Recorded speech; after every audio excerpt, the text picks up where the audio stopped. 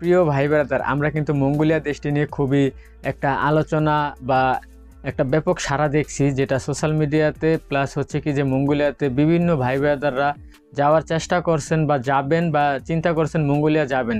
তো আপনার মাথায় একটা প্রশ্ন ঘুরপাক খাচ্ছে যে মঙ্গোলিয়াতে কি কি আইটেমের কাজ আছে।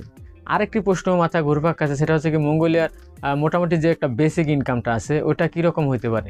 ঠিক আছে, কারণ বাইরে সবার ইনকামের সমান থাকে না, তবু একটা মিনিমাম একটা স্যালারির একটা ব্যাপার থাকে।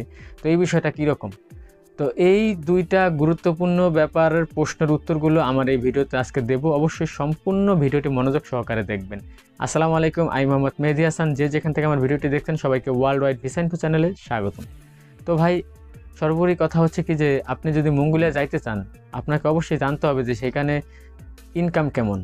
সেখানে আপনার ইনকাম স্যার, কারণ বিদেশে যাইবেন 2 পয়সা কামানোর লেগা, সেই জায়গায় অবশ্যই আপনার ইনকামের বিষয়টা জানা দরকার। তো মঙ্গোলিয়াতে আপনার যে ইনকামের যে ব্যাপারটা, সেটা হচ্ছে কি যে আপনি অবশ্যই যে ভিসাতে যার মাধ্যমে যান না কেন, আপনার অবশ্যই একটি কন্ট্রাক্ট পেপার থাকবে। সেখানে কিন্তু আপনার উল্লেখ থাকবে যে আপনার কয় টাকা স্যালারি। তো মঙ্গোলিয়াতে বাহিরের যদি কোনো শ্রমিক তারা নেয়, তারা 500 থেকে 600 US ডলার সাধারণ কর্মীদের বেতন দিয়ে থাকে, জেনারেল ওয়ার্কার যারা আছে। তো অবশ্যই আপনাকে সেই দিকটা, সেই ব্যাপারটা শিওর হতে হবে যে কন্ট্রাক্ট পেপারে কত লেখা আছে। আমি 600 US ডলার বাদ দিলাম, যদি 500 US ডলার হয় তার মানে আপনার বেতন দাঁড়াচ্ছে 60,000 টাকার মতো। তো অবশ্যই আপনি এই বিষয়টা যদি যার মাধ্যমে যান ভালো করে ফলো করবেন এবং কি সে বিষয়টা মাথায় রেখেই যাবেন, কারণ 50-60 হাজার টাকার নিচে যদি বেতন হয় তাহলে তো আমি মনে করি বিদেশে যাইয়া পোষাইল না। ঠিক আছে, তো এখন বিষয়টা হচ্ছে যে আপনি মঙ্গোলিয়াতে গেলে যদি 500 ডলার বেতন পান, আপনার হাত খরচ আছে, তারপর ওটিমোটি থাকে ওভার টাইম যেটা, তবুও আমি মনে করলাম যে আপনি 50,000 টাকা ইনকাম করা সম্ভব মঙ্গোলিয়াতে। একজন নর্মালি একটা ওয়ার্কার, জেনারেল ওয়ার্কার পদে যারা যাবে সাধারণভাবে কর্মী হিসাবে, তারা 50,000 টাকা আর্ন করা সম্ভব মঙ্গোলিয়ার মতো রাষ্ট্রে, যেখানে আপনার কন্ট্রাক্ট পেপার অবশ্যই আপনার বেতনের কথা উল্লেখ থাকবে। আপনি তার অন্ধ না, অন্ধ হলে তার বিদেশ যেতে পারতেন না। আপনার কন্ট্রাক্ট পেপারটা ভালোভাবে দেখে বুঝে শুনে, যদি ইংরাজি ভাষা থাকে বা মঙ্গোলিয়ান ভাষা থাকে, আপনি ছবি তুলে দরকার বলে বাংলা ভাষায় ট্রান্সলেট করে বুঝে তারপরে সই স্বাক্ষর দিবেন, তারপরে যাওয়ার চেষ্টা করবেন। আগে ভালো করে যাচাই বাছাই করে নেবেন। তারপরে যে বিষয়টা, সেটা হচ্ছে কি কি আইটেমের কাজ আছে মঙ্গোলিয়াতে। সেটা বলার আগে আপনাদের কাছে একটা রিকোয়েস্ট, যদি মন চায় আমার এই চ্যানেলটা সাবস্ক্রাইব করেন, কারণ আমি বৈদেশিক অনেক তথ্য আপনাদেরকে দিয়ে থাকি যেটা আপনাদের কাজে লাগবে। তো মঙ্গোলিয়াতে বিভিন্ন আইটেমের কাজ আছে, তবে আবার এরকমও না যে সৌদি আরব, মালয়েশিয়ার মতো অনেক টাইপের কাজ, এরকমও না।